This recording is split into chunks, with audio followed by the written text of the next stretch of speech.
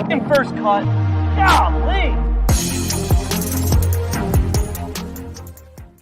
Welcome to the First Cut Podcast. I'm Rick Gehman, and this is your round 3 recap for this week's BMW Championship. Because of a little bit of a scheduling update, I'll be flying solo tonight, but not completely solo. Producer Josh will have the buttons and the knobs, and we'll be helping out with the scorecards and all the things that we need to get you up to date on everything that happened at Castle Pines today.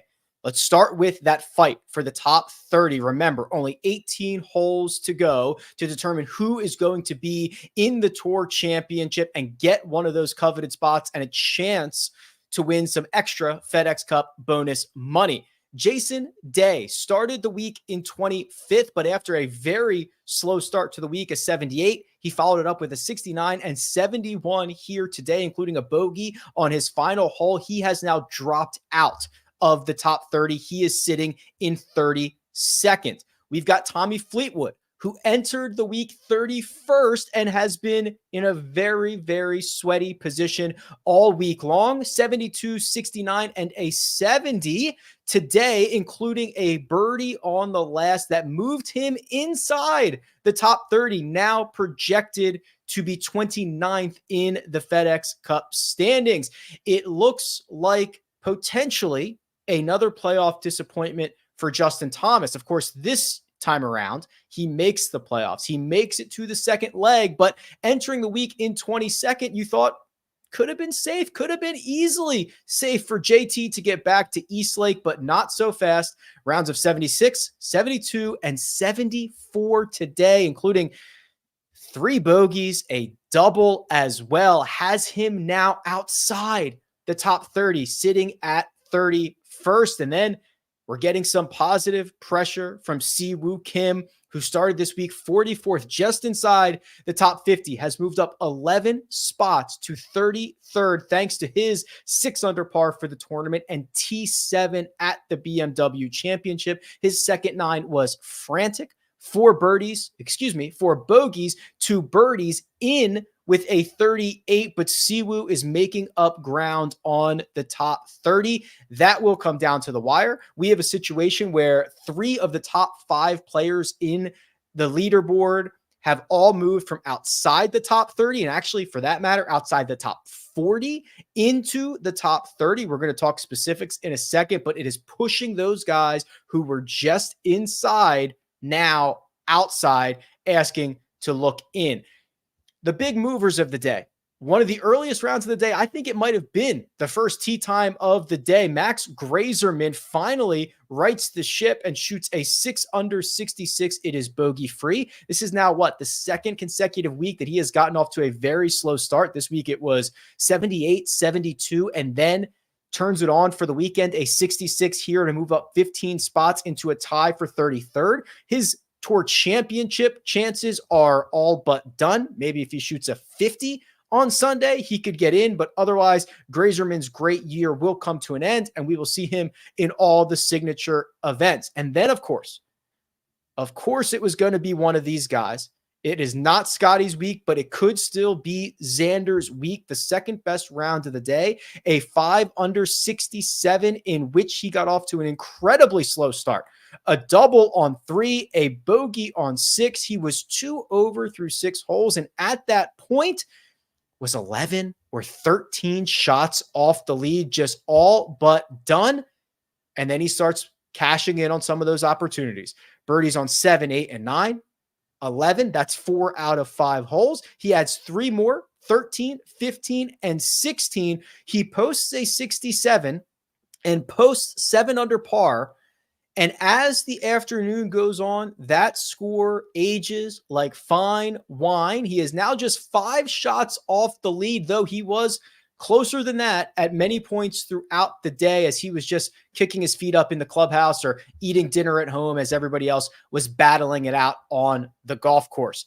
There is a big 4 of this event, guys that have separated themselves a bit from the rest of the field that are likely going to determine the outcome of this BMW Championship. Not quite ready to count out Xander Schauffele just yet, and honestly, I'm not sure Vegas is quite ready to count him out just yet, but we're going to get to the big 4 We're going to look at the odds and we're going to chat about those rounds after a quick word from our partners.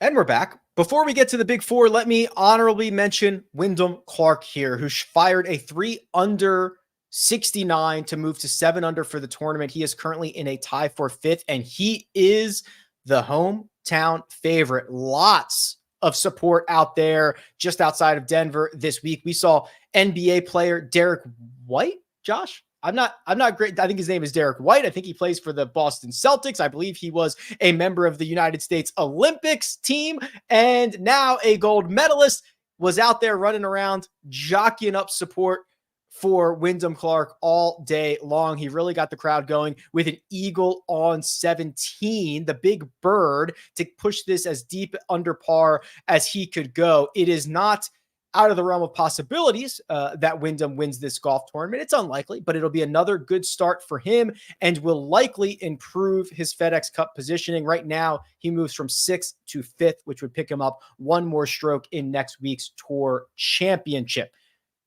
Now on to the big four. A pair of Swedes are in at 10 under. Let's start with Ludvig, who had himself a full day. Got a nosebleed, in which he said his nose has bled every single day he's been in Colorado. I think you get some spray for that. It's probably the high altitude, the dryness. You can get a nasal spray for that. That'll fix that right up, Ludi. But he said it was just a matter of time before it happened on the golf course. And it happened on the golf course. He wipes it off with a towel and then casually rolls in a 50-footer for birdie. And that was just one of his birdies on the day, because he went out in 34. He came in 37. So let's put this into perspective.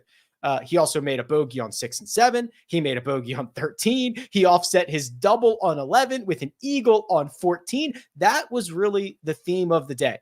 You saw lots of birdies. You saw lots of bogeys. You saw eagles. You saw doubles. This is a golf course that is throwing so many variables at these players right now. We've talked about the elevation.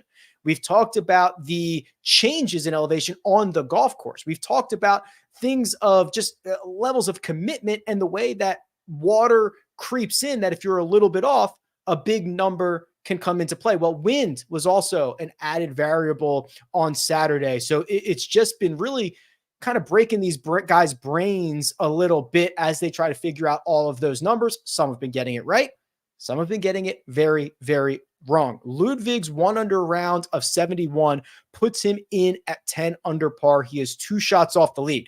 He started this week 7th in the FedEx Cup standings. He is currently 7th in the FedEx Cup standings. Not any movement to be had for Ludvig. He could obviously change that depending on his finish at the BMW Championship tomorrow. There are lots of points up at the top of this board. Alex Noren, the other Swede, got off to a very rough start. A double bogey on number 3 and a bogey on number 4 before righting the ship and then driving the ship, sailing the ship. What do you do after you right it? Yeah, I guess you just bring it back in to harbor. He makes birdies on 8 and 10 before birdieing 16, 17, and 18, 13. 13 would be a record. 3 birdies in a row to end his round and shoot a 2 under 70. And Alex Noren is one of the biggest movers that we have in the FedEx Cup standings right now. 45th out of 50 entering the week, would move to 22nd. He's going to be the guy.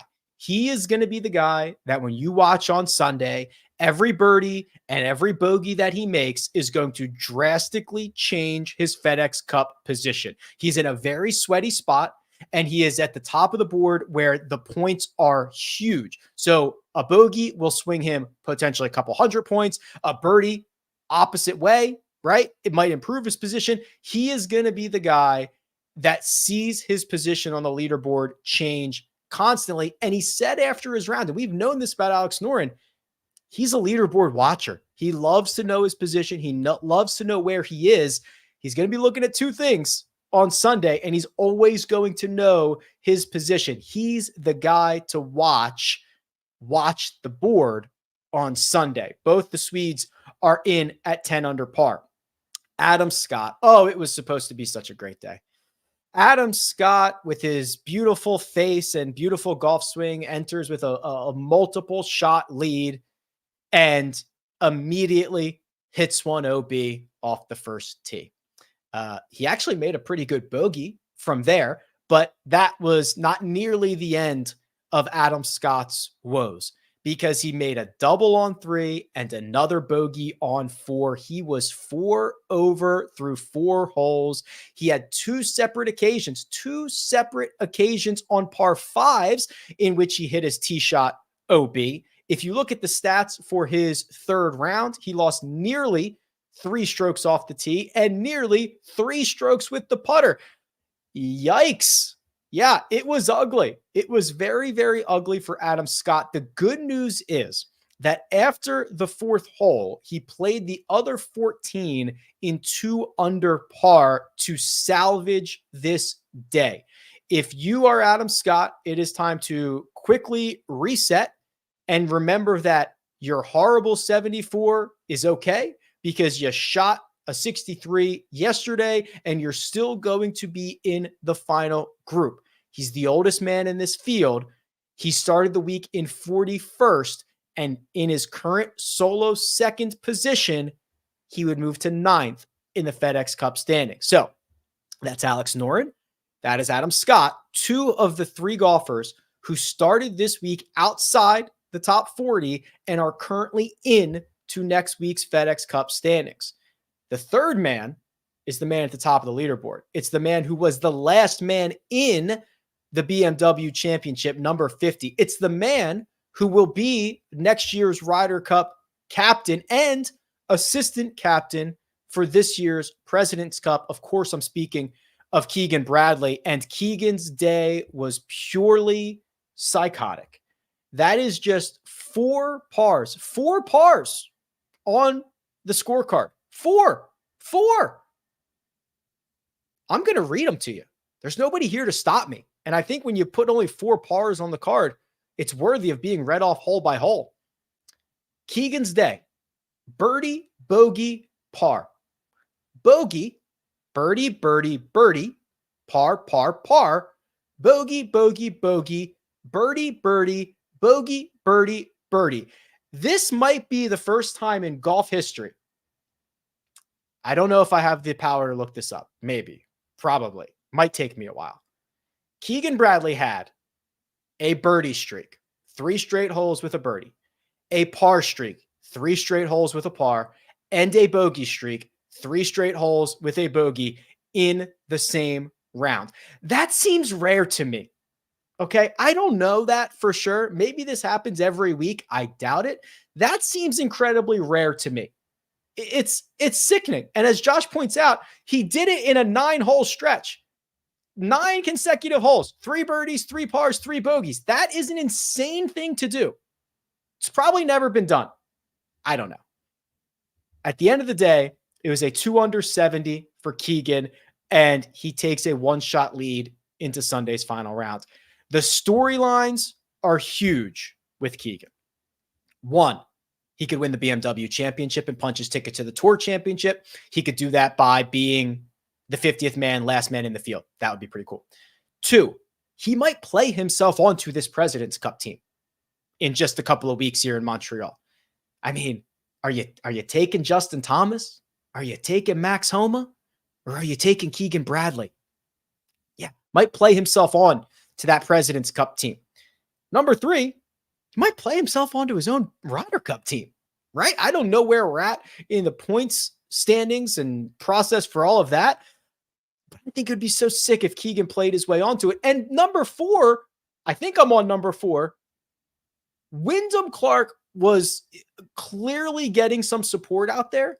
I think Keegan was getting more. They were chanting, Keegan. It was like every single green he walked up to. It was the Keegan show. USA, USA, I mean, it was unbelievable. So they are going to try to carry Keegan around Castle Pines on Sunday. It's going to be incredible. So those are the three big movers. Keegan, Adam Scott, Alex Noren, all in right now from the outside. Just an unbelievable situation that I don't think we've seen in the FedEx Cup playoffs to this point. Producer Josh is going to fire up the betting odds for me, and I imagine it's going to be 4 names and then maybe Xander somewhere. Okay, yes. Keegan Bradley, your favorite to win, plus 280. Ludvig is plus 320. Adam Scott is plus 330. Alex Noren is 6-1. So there's the big 4. Vegas not ready to get away from Xander just yet. 9-1. Puts me in a little bit of a sticky pickle. Xander was one of the guys that I bet before the tournament started. I still like his chances, but coming from 5 back feels a little bit difficult. He probably has to shoot a 63 or 64 and maybe get a little bit of help from the rest of those guys. But here's my thing. I'm not sure this is going to be easy for anyone. And I'm just referring to the way that Castle Pines is generating wide ranges of scores. I'm not sure this is going to be easy for anybody out there. So in round number 3, we saw a 66 and a 79, 13 shots difference. Sahith shot a 79. We saw that yesterday as well. There was a 63 out there and there was a 75, I believe, was the highest round of the day. So that's a 12-shot difference. I know that it's not all coming from guys at the top of the leaderboard, but it just really feels like there are going to be some big changes throughout the day on Sunday. I think probably Ludvig wins it. I'm not super confident in that, but he seemed to start to get it figured out. I think he's leading the field in birdies this week. He's made so many. He just has to clean up the mistakes. Yeah, he's leading the field in eagles. He's tied for first in birdies. He's just made too many bogeys and too many doubles this week. I think that with Joe Skovron in tow, they can just clean that up a little bit easier than some of the other guys can do. So I think Ludvig wins it. I would not be surprised if Xander Schauffele or Wyndham Clark came from 5 back. I would not be surprised at all. But I think Ludvig is probably the guy. If you made me put my money down right now, feels a little bit better. I think we're done here. However it ends up shaking out, we are going to be back at the conclusion of the BMW Championship. We will know our final 30 for the Tour Championship this time tomorrow. We will know who starts where, and we'll be here to break it all down. Big thanks to producer Josh, who's doing all the hard work behind the scenes. And big thanks to all of you for tuning in to this recap of the BMW Championship. I'm Rick Gehman. We'll see you next time.